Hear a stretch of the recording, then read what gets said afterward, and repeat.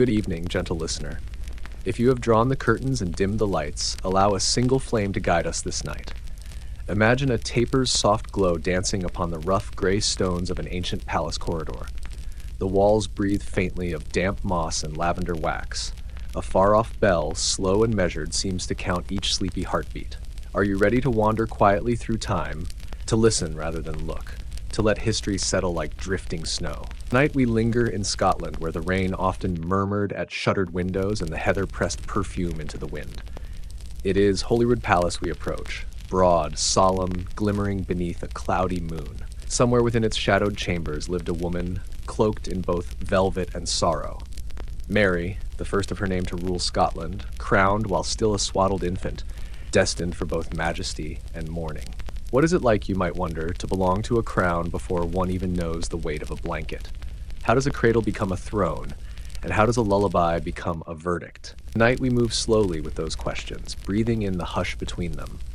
Feel the plank floors sigh beneath velvet slippers as we step closer. Listen to the gentle rustle of silk curtains that once framed her solitary figure. Beyond them, distant church bells mellow to a lull, neither cheering nor warning, only marking the patient passage of night. Bring with you no judgment, no urgency, only the desire to rest and perhaps to discover, from the quiet safety of your pillow, how a queen so fiercely written into the tumult of history can still teach us the art of letting go. Mary was born in the grey dawn of 8th of December 1542 at Linlithgow Palace, where cold reeds swayed beside a frost-rimmed loch. Within 6 days, the crown of Scotland lay at her bedside, an object older than any lullaby sung to soothe her. Imagine the tiny room, rush mats on stone, tallow candles pooling honeyed light, a cradle lined with ermine yet rocking on plain ash wood. Servants whispered prayers that stirred the candle smoke into halos. Her mother, Marie de Guise, French of blood and stately of bearing, touched the infant's brow with the sign of the cross, murmuring chansons that mingled with Scottish psalms. From the first breath, Mary's world was a braid of tongues, French silk woven into Highland wool, Latin chants resting atop Gaelic poetry. Perhaps that tapestry of voices became her earliest comfort, a soft quilt of sound. At 5, she sailed to France for safety. Picture the slow roll of a ship at twilight, its deck scented with salt, tar, and fresh rosemary. In the hold were trunks of miniature gowns, dove-gray velvet, field rose brocade, sleeves lined with miniver. Each seamstress's stitch whispered duty, clothing a monarch who could not yet tie a ribbon. Within the painted halls of Saint-Germain, tutors spoke gently of scripture, dance, and heraldry, while she traced fleur-de-lis embroidery with sleepy fingertips. Nights found her beneath a canopy of blue damask sewn with stars, candlelight echoing those stitched constellations, coaxing dreams of skies beyond war. Gardens trimmed with lavender hedges taught her measured steps. The hem of her gown brushed crushed petals whose perfume rose like sighs toward heaven. By 16, she wed Francis, the Dauphin, in chapels where rose-gold light warmed ancient stone. France adored its youthful queen, whose laughter sounded, they said, like silver bells striking velvet. Yet bells peal for dusk as well as dawn, and Scotland soon called her home, to a stage colder than any Loire garden. So hold the image of a young woman in midnight wine velvet, candle flame feathering her hair, eyes half closed in reverie, not yet tragic, only merry, breathing in the stillness before storm. Among the curious rituals that embroidered Mary's reign, one stands out for its melancholy rhythm. Her twilight walks through the galleries of Holyrood, always by lamplight, always barefoot upon chill flagstones. She ordered torches lowered behind horn lanterns so shadows would blur the day's court intrigues into harmless shapes. Courtiers learned that after Vespers the palace belonged to hush. Walk with her now. The gallery stretches like a dark river of stone, portraits glimmering in half-light. Mary's silk slippers rest abandoned at the threshold.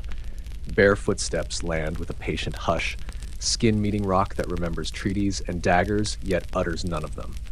Beyond the casements, the North Sea wind presses at leaded glass. Inside, only wax strips with unhurried sighs. Why bare feet? Some claimed the coolness eased her headaches, others that it grounded her to Scottish soil she had left as a child. Perhaps in that tactile meeting of skin and earth, she felt less like a pawn and more like a breathing woman, capable of sorrow, yet keenly alive to simple sensations. Cold toes, warm lamp, steady heart. These wanderings became as faithful as any bell. Servants bowed their heads as her pale shadow slid by. Mary tied a second ordinance to the first. No string or pipe after sunset unless the melody carried no triumph and no lament, only gentle repetition. A harpist drifting into lively galliards was politely dismissed for the night. A piper whose mournful dirge grew too fierce saw a servant's candle raised in warning. Thus Holyrood's tapestry of night music thinned to a single whispered thread, fit to cradle dreams. In her chapel, she insisted on candles perfumed with amber and myrtle, that prayers might rise sweetly on the smoke. The chaplain read psalms until syllables melted into cadence, meaning into murmur, each vowel a cushion for drifting thoughts. Sentries traded clanking sabatons for felt-soled boots. Even armor learned to whisper. Was this a law of peace, or merely a private comfort stretched across a kingdom of rooms? Historians debate. We simply observe the measured hush, bare feet on stone, flames subdued, music reduced to almost silence. Picture her pausing at an oriel window, palm against frost-kissed glass, Arthur's seat asleep beneath moon-washed snow. Loneliness stands beside her. Together they listen to the palace breathe. And so the strange habit endures, an evening decree as binding in those walls as any statute sealed by wax. Silence cannot hold forever. Dawn pours gold into every corridor, and with it come voices, some eager, some fearful, all louder than the queen's bare steps could muffle. Mary's reign unspooled like wax surrendering to heat. Her marriage to Lord Darnley, first a rose-scented alliance, soon withered beneath jealousy's shade. One February night in 1567, an explosion shattered the gentle ordinances of Holyrood. Kirk O'Field burst apart, and Darnley's body lay in a nearby orchard, unmarked by fire, yet marked by darker intent. Thunder rolled far away. In our telling, it is only a distant rumble beneath pillows. Suspicion settled upon Mary. Did she know, consent, or merely fail to quell the plot? Such questions buzzed through Parliament halls like moths around a lamp. They could not be banished by evening edicts or felt-soled boots. Seeking refuge or fragile hope, she wed James Hepburn, Earl of Bothwell. The union angered nobles already strung tight with doubt. Uprisings bloomed. At Carberry Hill, the queen surrendered, her midnight wine gown gathering dusk. Taken to Loch Leven Castle, she abdicated in favor of her infant son, James VI, ink drying slowly beside falling tears. Night wrapped Loch Leven in hollow stillness. The queen, who had ordered silence for others, now listened to silence imposed. Keys turning, guards whispering, rush-strewn floors muffling her own footsteps. A hush that soothed, now suffocated. 11 months later, she escaped across the silvered loch, only to meet defeat at Langside. South she rode into England, hoping for Elizabeth's aid, instead meeting 19 years of captivity, measured in embroidery stitches and candle stubs. The silence of Holyrood had been hers to command. The silence of English castles was merely allotted, narrow, windowless, closing like dusk. What is downfall truly? Not a single crash, but an unraveling thread, each loop softer than the last until only frayed quiet remains. Mary endured seasons within walls of stone and courtesy. Letters once flowed like restless water. Later her script grew small, then sparse. She stitched bees and crowned thistles on linen, tokens of a kingdom glimpsed only in dreams. Candle after candle burned low over her needle. On a pewter cold dawn in February 1587, at Fotheringhay Castle, she dressed in black velvet trimmed with sable. Beneath it, a russet kirtle, the color of blood and martyrdom. 2 candles flickered on a side table as she descended wooden stairs that groaned softly, acknowledging each final step. We spare you the drumbeat of the scaffold. The block of oak was smooth. The axe lay quiet until summoned.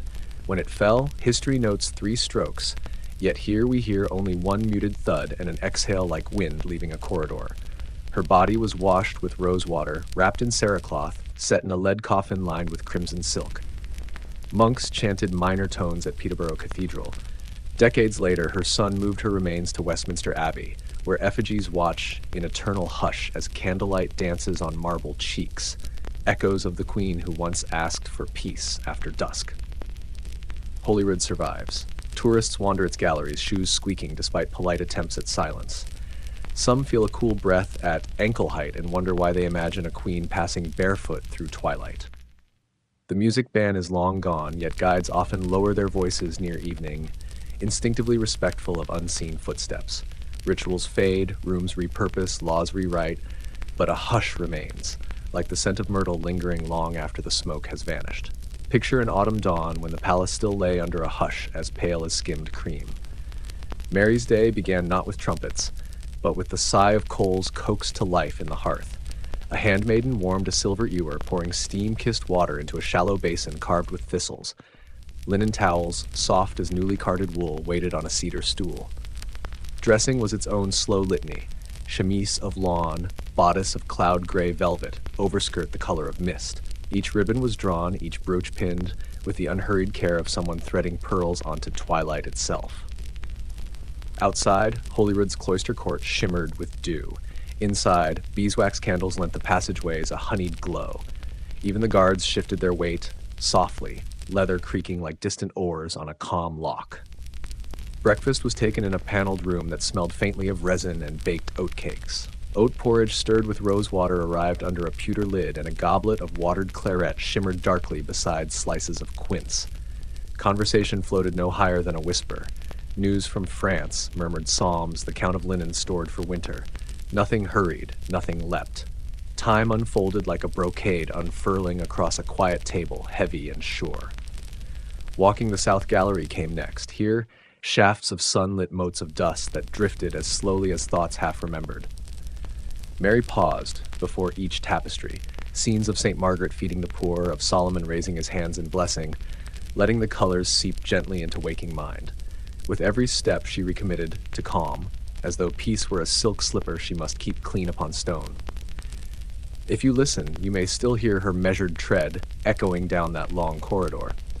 Not the clamor of state, but the softened cadence of someone intent on folding splendor into stillness. When the candles of early evening cast their amber puddles, Mary turned to parchment.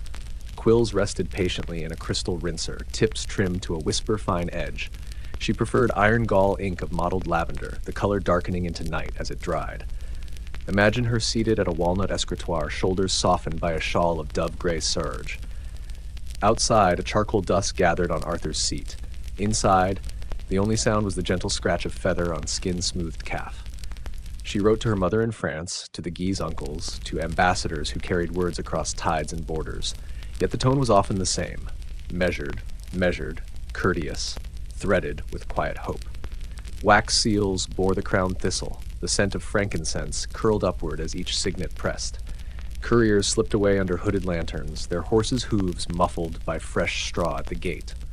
Still, Mary watched the seal cool, steam fading, thoughts following it into the dark. Letters were wings she could grow in a kingdom that sometimes felt like a still pond, beautiful but rimmed with ice. Years later, in Captivity, she wrote again, pages of miniature script so dense they resembled woven lace. Here the ink smelled faintly of vinegar, the paper cheaper, the prose edging toward prayer. Between news of servants and appeals for freedom, she tucked verses in French that rhymed like lullabies, soft pleas stitched into syllables. Hold that image as you drift. A queen bent over parchment, quill steady, candle shrinking hour by hour until a final droplet of wax slides silently onto a brass tray. Ink, wax, heartbeats, three small sounds marking time more softly than any clock. In the hush between council sessions, Mary sought company in quieter arts. A slender harp of yew wood stood by the oriel window, strings shimmering like moonlit cobwebs. She rarely played full airs, only repetitive patterns, 6 notes descending into peace, 6 notes ascending into calm. The melody lingered just long enough to feel familiar, then vanished, leaving ears wrapped in hush. Nearby, a frame of birch held linen taut for embroidery. Silks in muted moss, heather, and dusk blue lay coiled like sleeping serpents. With each stitch, a thistlebud here, a fleur-de-lis there, she anchored restless thoughts into fabric. The needle pierced cloth with a sound no louder than a sigh, emerging with a shimmer of thread that caught candlelight like dew. Compline closed the day.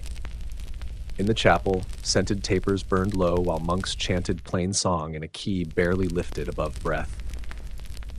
Mary knelt on a cushion of burgundy velvet, hands folded loosely, mind wandering through the cadence rather than clinging to words. Outside, the night stirred ravens in the palace eaves.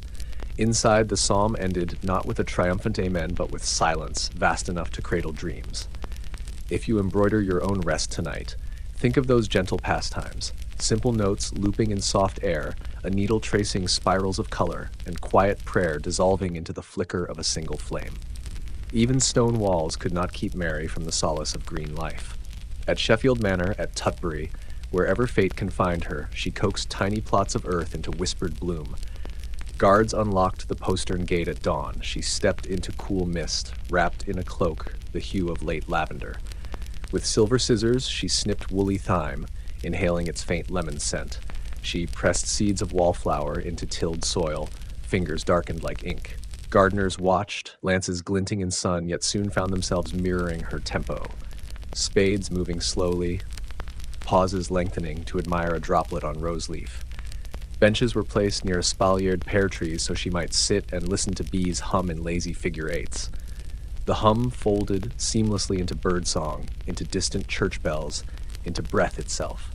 Sometimes she read the psalms aloud, voice lilting but hushed, the verses drifting upward like dandelion seeds. Before returning indoors, she gathered small nosegays, sprigs of rosemary for memory, violet for modesty, marigold for grief disguised as gold. These she set in pewter cups around her chamber, letting their scents soften stone. Thus, even Captivity flowered under her touch, each blossom practicing patience in still air. Should you find your own room close around you tonight, recall her captive gardens, proof that softness can sprout in narrow spaces, given a moment's quiet and a patient hand. Centuries have thinned, yet Mary's presence drifts like low mist upon Edinburgh's closes. Some late visitors claim they feel cool air brush their ankles near Holyrood's north staircase, the very path she once paced barefoot. Others speak of faint harp strings after visiting hours, notes so calm they might be distant memory rather than sound. In France, schoolgirls recite poems that end with her name curled in lilting syllables. At Fotheringhay, each February breeze unfurls a hush among yew trees as if the scaffold timbers still hold their breath. And in Westminster, candles quiver whenever footsteps pass her marble effigy, quiet respect for a queen who prized silence after dusk. Historians debate fact, yet legends abide in soft corners. Tales of a hidden jewel box, its clasp clicked open on nights of sorrow, of a lone white stag that paused beneath her window the eve of Darnley's death. These murmurs neither startle nor alarm.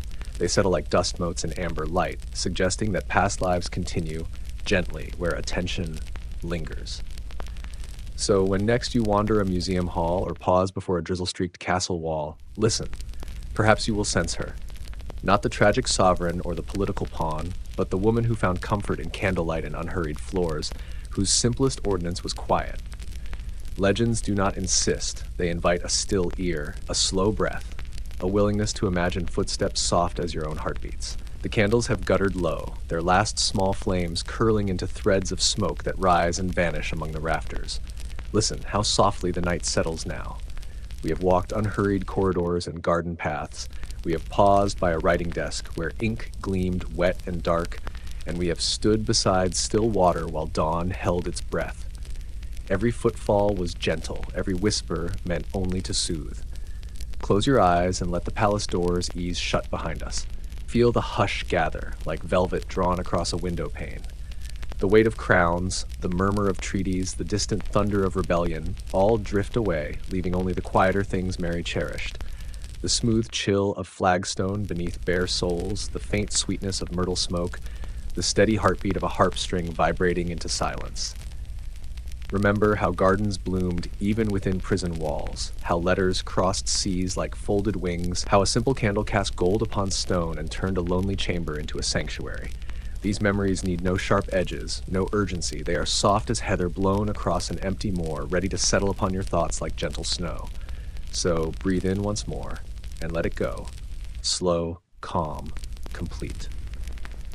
The story is finished. The night is kind. May the quiet Mary sought in shadowed hallways enfold you now, shielding each dream like silent sentries at the gate. Sleep comes on silent feet, carrying peace in cool hands. Rest, traveler of distant times. May your breaths lengthen, may your pulse grow tranquil, and may the echoes of Holyrood fade to a single comforting heartbeat, your own. Good night, and may your dreams be quiet tonight.